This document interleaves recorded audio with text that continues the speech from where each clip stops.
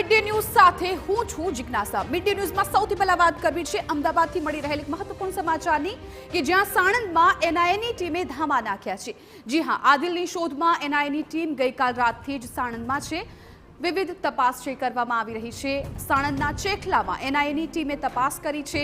મદ્રેસામાં કામ કરતા આદિલની તપાસ છે એ ચાલી રહી છે। આતંકી સંગઠન સાથે કનેક્શન મામલે રેડ પાડવામાં આવી છે।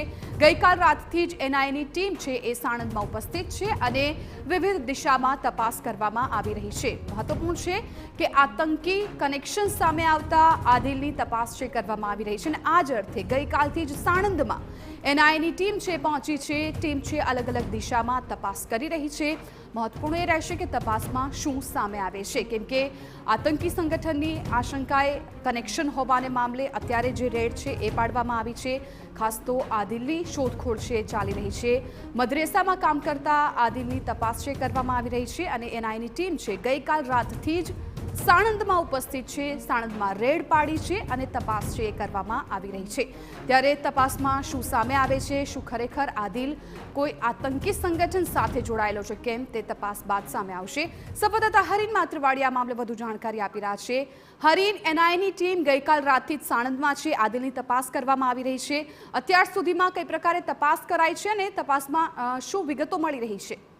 બિલકુલ, અમદાવાદના સાણંદનું જે ચેખલા ગામ છે ને ત્યાં મસ્જિદમાં મદ્રેસ નામનો વ્યક્તિ છે તેની તપાસ ચાલી રહી છે। તે આતંકી સંગઠન સાથે જોડાયેલ હોવાની માહિતી હતી અને તેના આધારે છે ત્યાં તપાસ કરવામાં આવી હતી। ત્યાંથી અલગ અલગ પ્રકારના સાહિત્ય છે એનઆઈએની ટીમને મળી આવ્યું છે। જોકે એનઆઈએની ટીમ દ્વારા સ્થાનિક પોલીસ અને એસઓજી, અમદાવાદ જિલ્લાનું એસઓજી છે તેની અલગ અલગ ટીમો દ્વારા તપાસ હાથ ધરવામાં આવી હતી।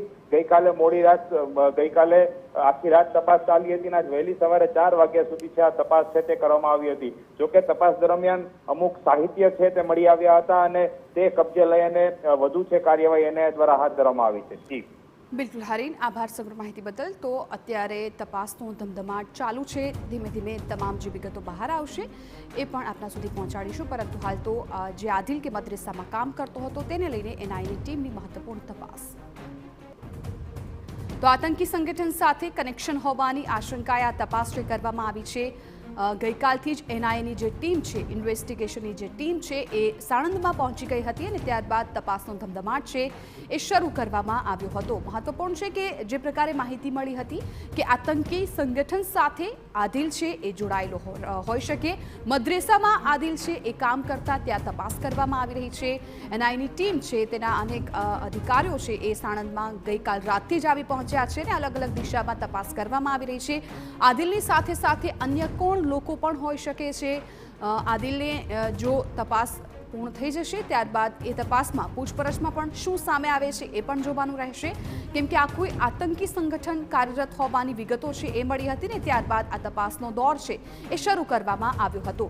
આદિલ કે જે મદ્રેસામાં કામ કરતો હતો ત્યાં જ તપાસ કરવામાં આવી છે। આ તપાસમાં શું સામે આવ્યું છે એ ખૂબ મહત્વપૂર્ણ રહેશે। તેના સ્થાનિક અર્જણસિંહ વાઘેલા અમારી સાથે જોડાઈ ગયા છે। અર્જણભાઈ, ગઈકાલ રાતથી જ એનઆઈએની ટીમ ત્યાં કંઈક તપાસ માટે પહોંચી છે, સ્થાનિક તરીકે ત્યાં વાતો પણ થતી હશે, શું ત્યાંથી વાતો સામે આવી રહી છે? ત્યાં અત્યારે પણ ટીમ ઉપસ્થિત છે અને તપાસ ચાલી રહી છે? અત્યારે તપાસ ચાલી રહી છે। હું થોડી વારમાં ત્યાં પહોંચું છું, 5-10 મિનિટમાં, બરાબર છે? હા, રાત્રે માહિતી મળ્યા મુજબ તો કોઈને અંદર સર્ચ ચાલુ હતું।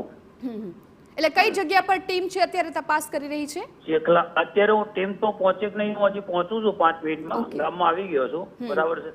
હા, એટલે અંદરો અંદર જે વાતો થતી હશે કે મોટી જ્યારે ટીમ ગામડામાં આવતી હોય છે તો તમે એ તો કઈ વાતો સાંભળી હશે ત્યાંની? ના, વાતો બધી સાંભળી છે પણ શું છે હજી કઈ અમને જાણ થઈ નથી, બરાબર છે? ઠીક છે અર્જનભાઈ, આપનો આભાર અમારી સાથે વાતચીત કરવા બદલ। તો અત્યારે જે ટીમ છે એ ચેખલા ખાતે તપાસ છે એ કરી રહી છે, ખાસ તો આદિલ કે જે મદ્રેસામાં કામ કરે છે। હવે આ તપાસમાં શું સામે આવે છે એ જોવું રહેશે।